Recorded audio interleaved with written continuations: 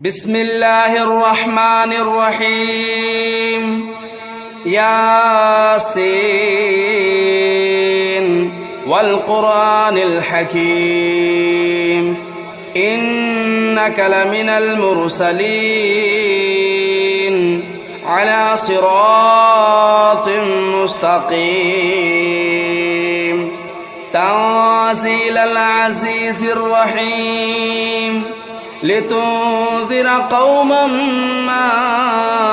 أنذر آباؤهم فهم غافلون لقد حق القول على أكثرهم فهم لا يؤمنون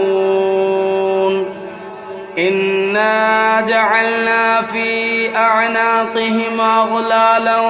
فهي إلى الأذقان فهم مقمحون وجعلنا من بين أيديهم سدا ومن خلفهم سدا فأغشيناهم فهم لا يبصرون وسواء عليهم أنذرتهم أم لم تنذرهم لا يؤمنون إنما تنذر من اتبع الذكر وخشي الرحمن بالغيب فبشره بمغفرة وأجر كريم إنا نحن نحيي الموتى ونكتب ما قدموا وآثارهم وكل شيء أحصيناه في إمام مبين واضرب لهم مثلا أصحاب القرية إذ جاءها المرسلون إذ أرسلنا إليهم 2 فكذبوهما فعززنا بثالث فقالوا إنا إليكم مرسلون قالوا ما أنتم إلا بشر مثلنا وما أنزل الرحمن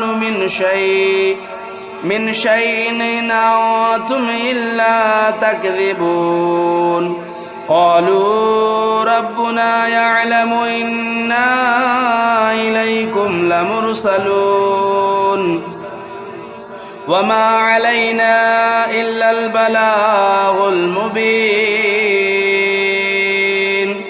قالوا إنا تطيرنا بكم لئن لم تنتهوا لنرجمنكم وليمسنكم منا عذاب أليم قالوا طائركم معكم أئن ذكرتم بل أنتم قوم مسرفون وجاء من أقصى المدينة رجل يسعى قال يا قوم اتبعوا المرسلين اتبعوا من لا يسألكم أجرا وهم مهتدون وما لي لا أعبد الذي فطرني وإليه ترجعون أتخذوا من دونه آلهة إن يردني الرحمن بضر لا تغن عني شفاعتهم شيئا ولا ينقذون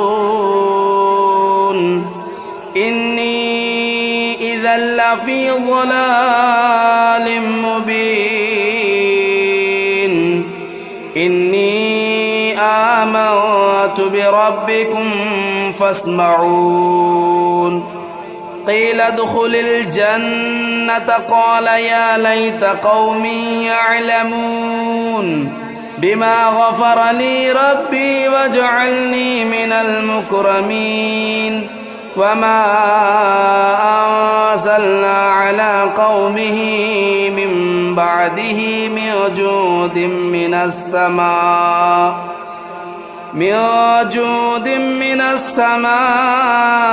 وما كنا منزلين إن كانت إلا صيحة واحدة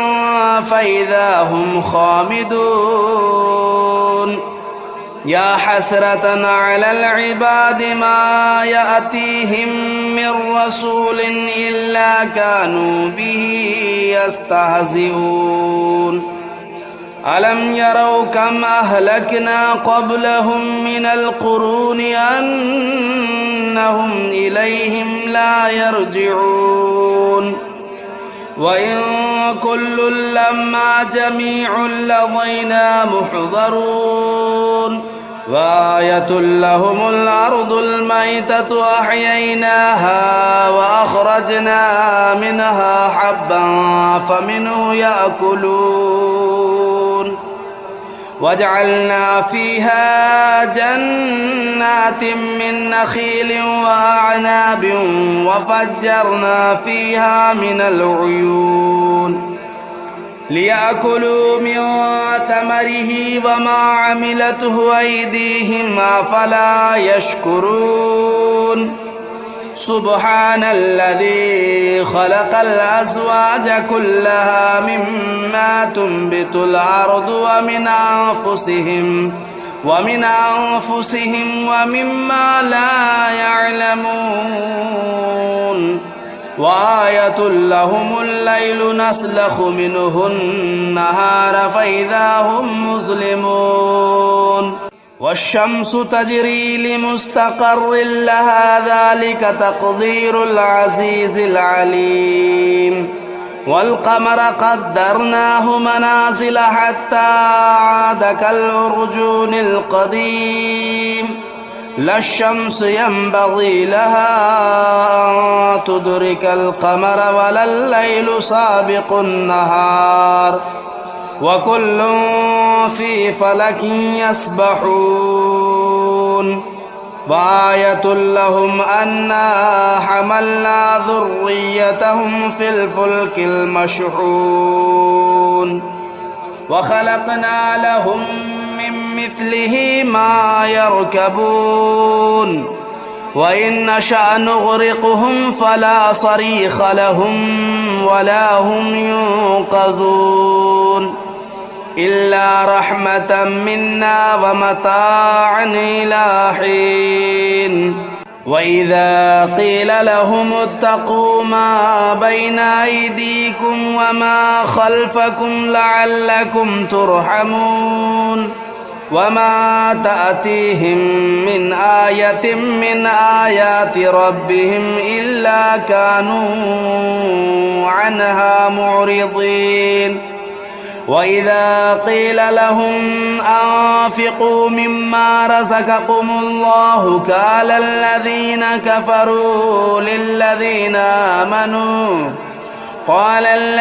كفروا للذين آمنوا أنطعم من لو يشاء الله أطعمه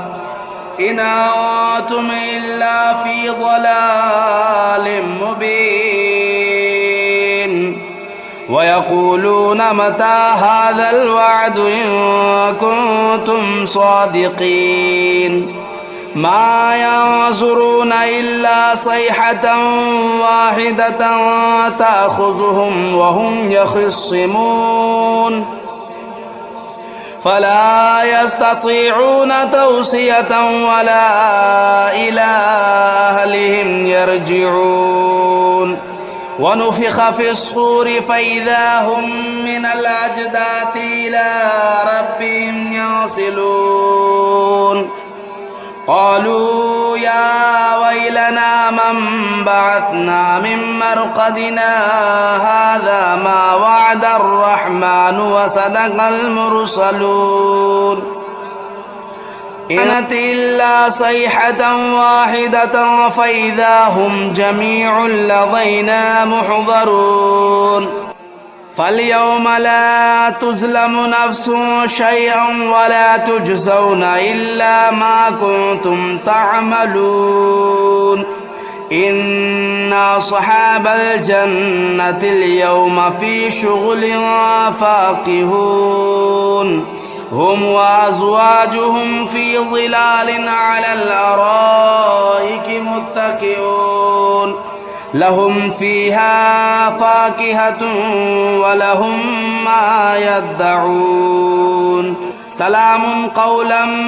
من رب رحيم وامتازوا اليوم أيها المجرمون ألم أعهد إليكم يا بني آدم ألا تعبدوا الشيطان إنه لكم عدو مبين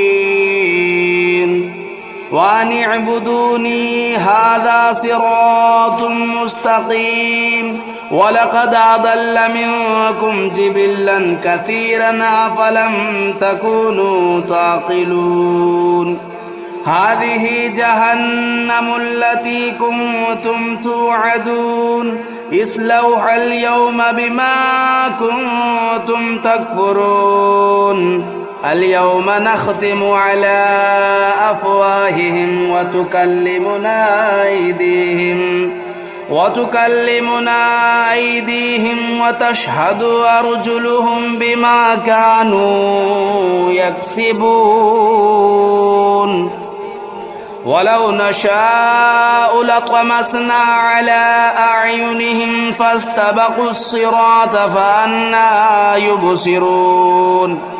ولو نشاء لمسخناهم على مكانتهم فما استطاعوا مضيا ولا يرجعون ومن نعمره ننكسه في الخلق أفلا يعقلون وما علمناه الشعر وما ينبغي له إن هو إلا ذكر وقرآن مبين لينذر من كان حيا ويحق القول على الكافرين أولم يروا أنا خلقنا لهم مما عملت أيدينا أنعاما فهم لا مالكون وذللناها لهم فمنها ركوبهم ومنها يأكلون ولهم فيها منافع ومشارب أفلا يشكرون واتخذوا من دون الله آلهة لعلهم ينصرون لا يستطيعون نصرهم وهم لهم جند محضرون فلا يحزنك قولهم إنا نعلم ما يسرون وما يعلنون أولم ير الإنسان أنا خلقناه من نطفة فإذا هو خصيم مبين وضرب لنا مثلا ونسي خلقه قال من يحيي العظام وهي رميم قل يحييها الذي أنشأها أول مرة وهو بكل خلق عليم الذي جعل لكم من الشجر الأخضر نارا فإذا أنتم منه توقدون أوليس الذي خلق السماوات والأرض بقادر على أن يخلق مثلهم بلى وهو الخلاق العليم إنما أمره إذا أراد شيئا أن يقول له كن فيكون فسبحان الذي بيده ملكوت كل شيء وإليه ترجعون بسم الله الرحمن الرحيم الرحمن علم القرآن خلق الإنسان علمه البيان الشمس والقمر بحسبان والنجم والشجر يسجدان والسماء رفعها ووضع الميزان ألا تطغوا في الميزان وأقيموا الوزن بالقسط ولا تخسروا الميزان والأرض وضعها للأنام فيها فاكهة والنخل ذات الأكمام والحب ذو العصف والريحان فبأي آلاء ربكما تكذبان خلق الإنسان من صلصال كالفخار وخلق الجان من مارج من نار فبأي آلاء ربكما تكذبان رب المشرقين ورب المغربين فبأي آلاء ربكما تكذبان مرج البحرين يلتقيان بينهما برزخ لا يبغيان فبأي آلاء ربكما تكذبان يخرج منهما اللؤلؤ والمرجان فبأي آلاء ربكما تكذبان وله الجوار المنشآت في البحر كالأعلام فبأي آلاء ربكما تكذبان كل من عليها فان ويبقى وجه ربك ذو الجلال والإكرام فبأي آلاء ربكما تكذبان يسأله من في السماوات والأرض كل يوم هو في شأن فبأي آلاء ربكما تكذبان سنفرغ لكم أيها الثقلان فبأي آلاء ربكما تكذبان يا معشر الجن والإنس إن استطعتم أن تنفذوا من أقطار السماوات والأرض فانفذوا لا تنفذون إلا بسلطان فبأي آلاء ربكما تكذبان يرسل عليكما شواظ من نار ونحاس فلا تنتصران فبأي آلاء ربكما تكذبان فإذا انشقت السماء فكانت وردة كالدهان فبأي آلاء ربكما تكذبان فيومئذ لا يسأل عن ذنبه إنس ولا جان فبأي آلاء ربكما تكذبان يعرف المجرمون بسيماهم فيؤخذوا بالنواصي والأقدام فبأي آلاء ربكما تكذبان هذه جهنم التي يكذب بها المجرمون يطوفون بينها وبين حميم آن فبأي آلاء ربكما تكذبان ولمن خاف مقام ربه جنتان فبأي آلاء ربكما تكذبان ذواتا أفنان فبأي آلاء ربكما تكذبان فيهما عينان تجريان فبأي آلاء ربكما تكذبان فيهما من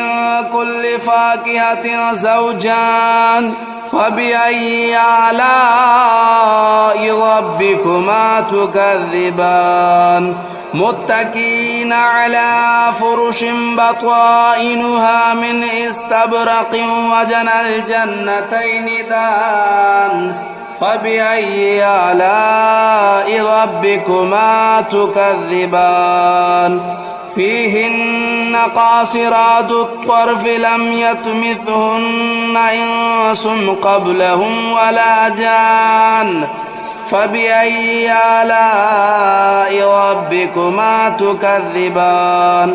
كأنهن الياقوت والمرجان فبأي آلاء ربكما تكذبان هل جزاء الإحسان إلا الإحسان فبأي آلاء ربكما تكذبان ومن دونهما جنتان فبأي آلاء ربكما تكذبان مدهامتان فبأي آلاء ربكما تكذبان فيهما عينان نضاختان فبأي آلاء ربكما تكذبان فيهما فاكهة والنخل والرمان فبأي آلاء ربكما تكذبان فيهن خيرات حسان فبأي آلاء ربكما تكذبان حور مقصورات في الخيام فبأي آلاء ربكما تكذبان لم يطمثهن إنس قبلهم ولا جان فبأي آلاء ربكما تكذبان متكئين على رفرف خضر وبخري حسان فبأي آلاء ربكما تكذبان تبارك اسم ربك ذو الجلال والإكرام بسم الله الرحمن الرحيم تبارك الذي بيده الملك وهو على كل شيء قدير الذي خلق الموت والحياة ليبلوكم أيكم أحسن عملا وهو العزيز الغفور الذي خلق 7 سماوات طباقا ما ترى في خلق الرحمن من تفاوت فارجع البصر هل ترى من فطور ثم ارجع البصر كرتين ينقلب إليك البصر خاسئا وهو حسير ولقد زينا السماء الدنيا بمصابيح وجعلناها رجوما للشياطين وأعتدنا لهم عذاب السعير وللذين كفروا بربهم عذاب جهنم وبئس المصير إذا ألقوا فيها سمعوا لها شهيقا وهي تفور تكاد تميز من الغيظ كلما ألقي فيها فوج سألهم خزنتها ألم يأتكم نذير قالوا بلى قد جاءنا نذير فكذبنا وقلنا ما نزل الله من شيء إن أنتم إلا في ضلال كبير وقالوا لو كنا نسمع أو نعقل ما كنا في أصحاب السعير فاعترفوا بذنبهم فسحقا لأصحاب السعير. إن الذين يخشون ربهم بالغيب لهم مغفرة وأجر كبير. وأسروا قولكم أو اجهروا به إنه عليم بذات الصدور. ألا يعلم من خلق وهو اللطيف الخبير. هو الذي جعل لكم الأرض ذلولا فامشوا في مناكبها وكلوا من رزقه وإليه النشور. أأمنتم من في السماء أن يخسف بكم الأرض فإذا هي تمور أم أمنتم من في السماء أن يرسل عليكم حاصبا فستعلمون كيف نذير. ولقد كذب الذين من قبلهم فكيف كان نكير. أولم يروا إلى الطير فوقهم صافات ويقبضن ما يمسكهن إلا الرحمن إنه بكل شيء بصير. أمن هذا الذي هو جند لكم ينصركم من دون الرحمن إن الكافرون إلا في غرور.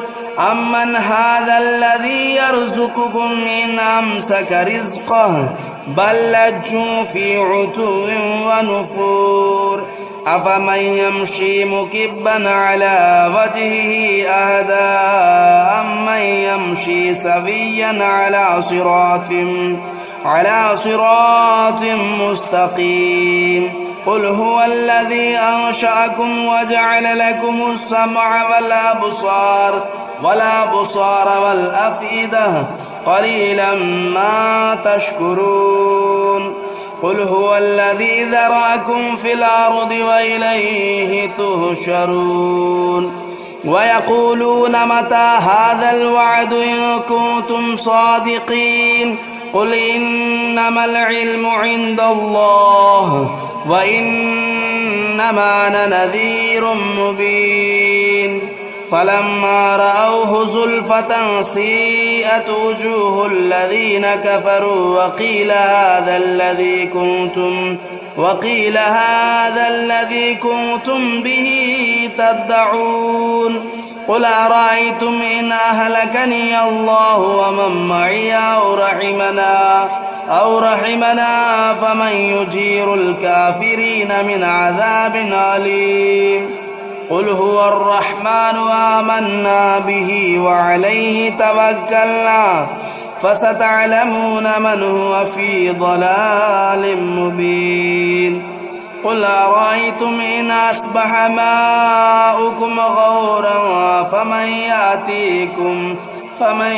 يأتيكم بماء معين.